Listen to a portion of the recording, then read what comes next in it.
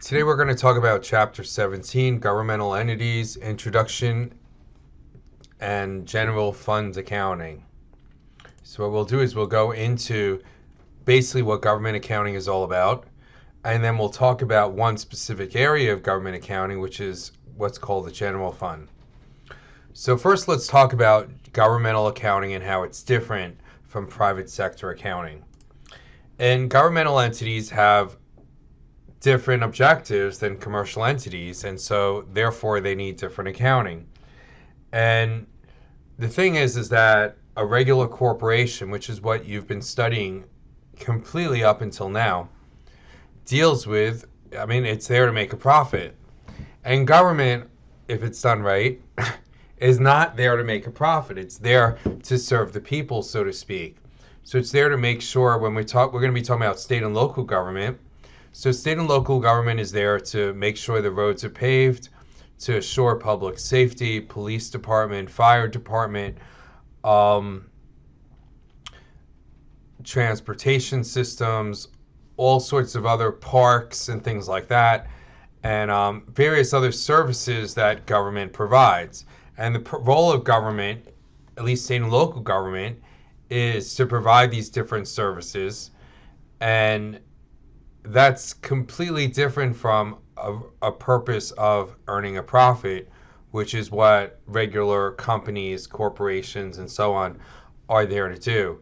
So therefore, the accounting for government needs to be, state and local government needs to be very different from the accounting for corporations. So here are some of the differences to go through them one by one. Government units collect resources and make expenditures to fulfill societal needs. In other words, they're not there to make a profit. They're there rather to meet, and these societal needs are going to be things like, again, well-paved roads, snow plowing, police, fire, recreation. It may also be schools, public hospitals, things like that. Educational needs, university, even some states, states have state universities, and that goes to part of the governmental entities too. So there's no profit motive there at all, but rather the purpose is to provide these different services to meet the needs of their population.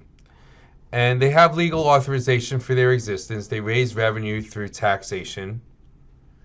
And usually they have what's called mandated expenditures that they're required to make. And these could be for a variety of different reasons. And the thing about government accounting is that it's not profit driven, but it's what I would call budgetary driven. In other words, in government, the budget is almost as important, if not more important, than the actual financial results. Because the budget is a plan as to how money is going to be spent, and that plan actually has the power of law to it. So budgetary accounting is extremely important in a governmental entity. Another purpose is, and so why does accounting exist? Accounting doesn't exist to measure profits because we don't have profits. And it doesn't even really exist to evaluate government performance. So for example, with companies, if you want to know if a company is a good investment, you read the financial statements.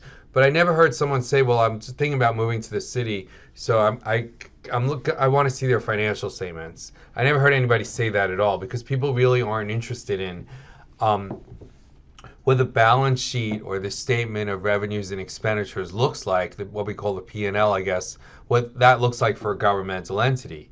And so the purpose of government accounting is not financial reporting so people can make investments. Rather, it's to provide a level of accountability for how the government spends money, or what they call here the flow of financial resources. So when we're concerned about governmental accounting, what we're primarily concerned about is the money going where it should go? And that's it. And so what governmental entities do is they establish what's called funds to do different missions. And each fund is kind of like a mini company of its own. And it has a purpose. and it just does that purpose. So, for example, you may have what's called a capital project fund, and the purpose of the capital project fund is to do a capital project, make a building. And so they're going to put money into the capital project fund and use that money to build a building. Whatever's left goes back into the general fund or one of the debt service fund or something like that, and then that fund is gone. There are other funds that are permanent, of course, but the thing about a fund is that money is being set aside into a mini little company kind of thing, and that money is only to be used for that one purpose. So funds, governmental entities are made up of these funds, and the money is spent on all different things depending on what the fund is. Some funds, it's important to know, do not record fixed assets or long-term debt.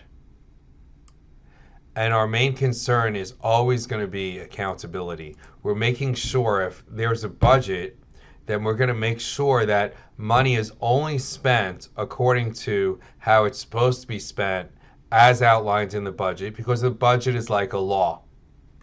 And so when we're talking about government accounting, it's very different from financial accounting. Its entire purpose, government itself has a different purpose, and therefore governmental accounting has a different purpose too.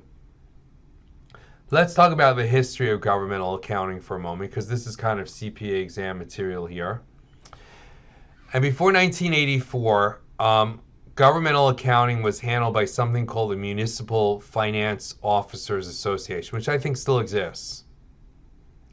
And they created the first statement back in 1934. They published a book called Government Accounting, Auditing, and Financial Reporting, which they periodically updated. And this had basically everything that, all the rules for governmental accounting. So Municipal Finance Officers Association was a professional organization that just made its own rules for what governmental accounting was supposed to look like. And so governmental accounting evolved, and this is why the history of governmental accounting is very important to understand, evolved in a completely different environment from everybody else. And so it didn't take on a lot of the things that we come to accept and understand with financial accounting. Those things were added later, but the fundamental precepts of governmental accounting come from a very different place. And by the way, fund accounting for not-for-profit organizations is very similar. In 1974, the AICPA published what they called an industry audit guide, and they still have a number of industry audit guides. I think they still have one for governmental too. And it established that this book, the Governmental Auditing, Accounting, Auditing, and Financial Reporting Guide, was GAAP, and introduced some modifications in its own industry audit guide. So from there, AICPA established exactly what is GAAP, and it gave itself some oversight over what the Municipal Finance Officers Association was doing. March 79, a new organization was created called the National Council on Governmental Accounting, and they issued kind of a comprehensive statement called Statement Number 1, Governmental Accounting and Financial Reporting Principles, and this was mostly based upon previous rules that were already in place. And there was a huge concern that governmental accounting had gone in a completely different direction from financial accounting, that it was going to continue to go in a different direction, and that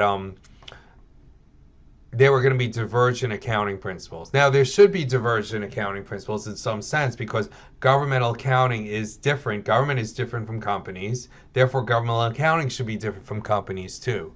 But there was an idea that these should be related to each other. So in 1984, the Governmental Accounting Standards Board was created, and the GASB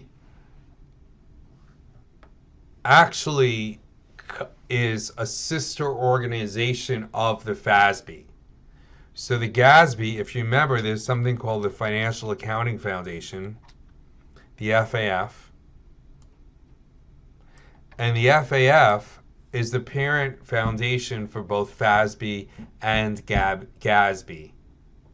So GASB is officially a sister organization of the FASB, and there is some cooperation between the two, and in a way they kind of share a funding base. So the idea here was that this would create some consistency with the FASB. FASB was working on some great projects back then. They still are. And the GASB would be better able to converge its standards with the FASB standards so people could understand what they were saying and doing.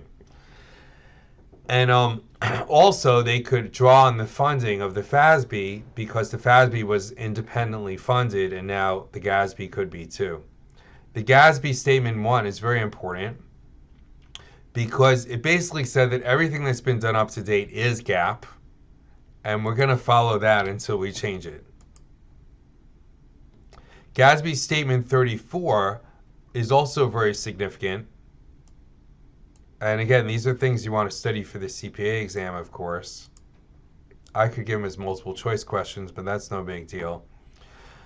And what GASB 34 is introduced a new set of financial statements for governmental accounting. And previously, governmental accounting reported its financial statements by fund, and then sometimes it would combine the fund.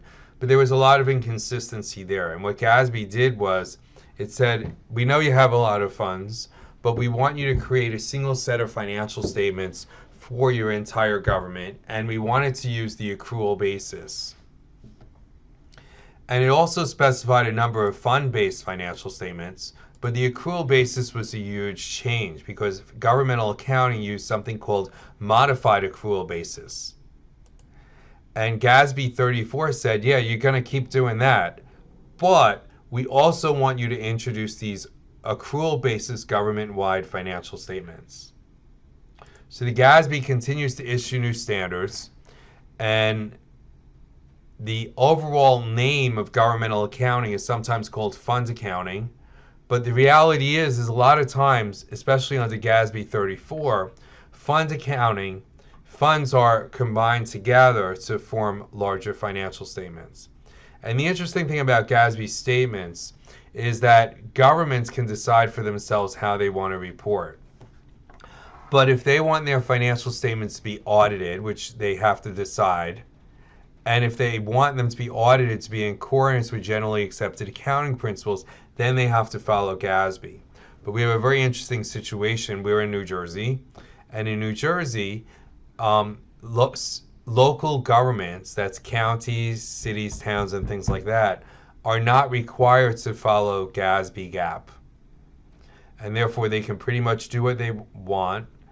And the state of New Jersey does follow GASB GAAP, but local cities and cities and counties and things like that do not.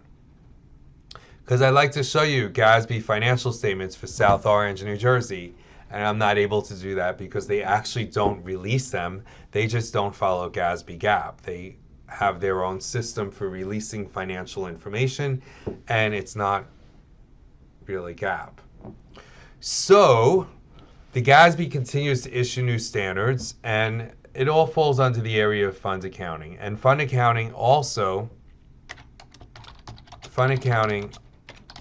applies to not-for-profit organizations, including hospitals and voluntary health and welfare organizations, which we're going to cover not-for-profit and voluntary health and welfare organizations in Chapter 19. So we also have what's called GASB, as I said. Not also. So this was created in 1984. It's also under the Financial Accounting Foundation, and it establishes the GAAP for state and local units. It has nothing to do with federal government accounting at all.